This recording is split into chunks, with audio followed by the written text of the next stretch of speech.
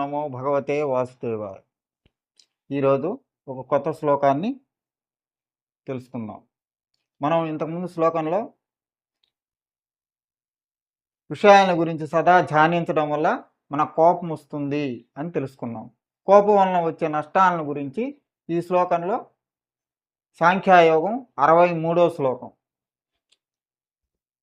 క్రోధాద్భవతి సమ్మోహః సమ్మోహ స్మృతి విభ్రమః స్మృతిభ్రంశాత్ బుద్ధినాశో బుద్ధినాశాత్ ప్రణశ్యతి. క్రోధాద్భవతి సమ్మోహః సమ్మోహాత్ స్మృతి విభ్రమః స్మృతిభ్రంశ బుద్ధినాశో బుద్ధినాశాత్ ప్రణశ్యతి. క్రోధాద్భవతి సమ్మోహః సమ్మోహాత్ స్మృతి విభ్రమః స్మృతిభ్రంశ బుద్ధినాశో బుద్ధినాశాత్ ప్రణశ్యతి. క్రోధాద్భవతి సమ్మోహః సమ్మోహాత్ స్మృతి విభ్రమః స్మృతిభ్రంశ బుద్ధినాశో బుద్ధినాశాత్ ప్రణశ్యతి. అంటే ఇక్కడ క్రోధాద్భవతి, క్రోధం వలన, భవతి అంటే కలుగుతుంది, సమ్మోహ వ్యామోహం కలుగుతుంది. వ్యామోహము అంటే ఇది లేకపోతే నేను ఉండలేను, ఆ కోరిక తీర్చుకోవడానికి అనమాట. కోరిక అనేది ఏర్పడ్డప్పుడు. సమ్మోహ స్మృతి విభ్రమ, ఎప్పుడైతే ఈ వ్యామోహం కలిగిందో సమ్మోహాత్, ఆ వ్యామోహం కలిగినప్పుడు స్మృతి విభ్రమ, స్మృతి అంటే జ్ఞాపక శక్తి, జ్ఞాపక శక్తి నశిస్తుంది. స్మృతి భ్రంశ బుద్ధినాశో, ఎప్పుడైతే జ్ఞాపక శక్తి నశిస్తుందో అప్పుడు బుద్ధి నాశనం అవుతుంది అనమాట. అంటే ఇది మంచి ఇది చెడ్డ అనేటువంటి జ్ఞానాన్ని కోల్పోతాడు. ఇది ఉచితము ఇది అనుచితము అనేటువంటి జ్ఞానం ఉండదు.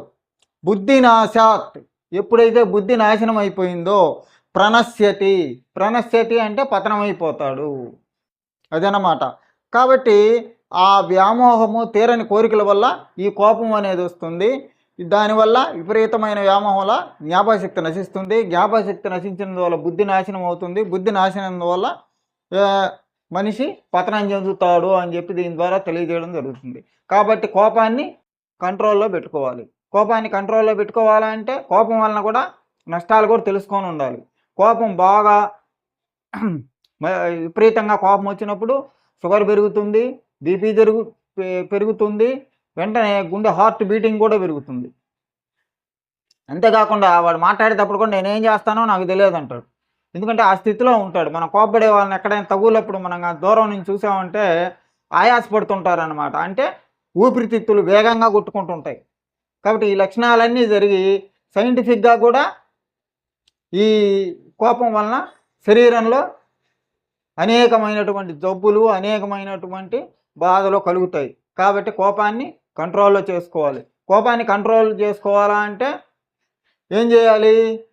సజ్జనులతో స్నేహితం చేయాలి, మంచి పుస్తకాలు చదవాలి, భగవన్ స్మరణ చేసుకోవాలి. మన అవసరాలు ఎంతవరకు అంతవరకు తీర్చుకోవాలి. తీరని కోరికలు వెంబడి పడకూడదన్నమాట. ఆ విధంగా మనం జాగ్రత్తగా కోపం వస్తున్నప్పుడు జాగ్రత్తగా కంట్రోల్ చేసుకోవడానికి ప్రయత్నం చేయాలి. అందుకే శంకరాచార్యులు కూడా సత్సంగత్వే నిస్సంగత్వం, నిస్సంగత్వే నిర్మోహత్వం, నిర్మోహత్వే నిశ్చలతత్వం, నిశ్చల చిత్తం నిశ్చల చిత్తే జీవన్ముక్తి. కాబట్టి సజ్జనులతో, మంచివారితో మనం స్నేహితం చేయాలన్నమాట. మనం మళ్ళా రేపు ఇంకో శ్లోకంలో కలుసుకుందాం. ఓం నమో భగవతే వాసుదేవాయ. ఈ అవకాశాన్ని ఇచ్చినటువంటి ఏఎంసీ ఛానల్ వారికి నా కృతజ్ఞతలు.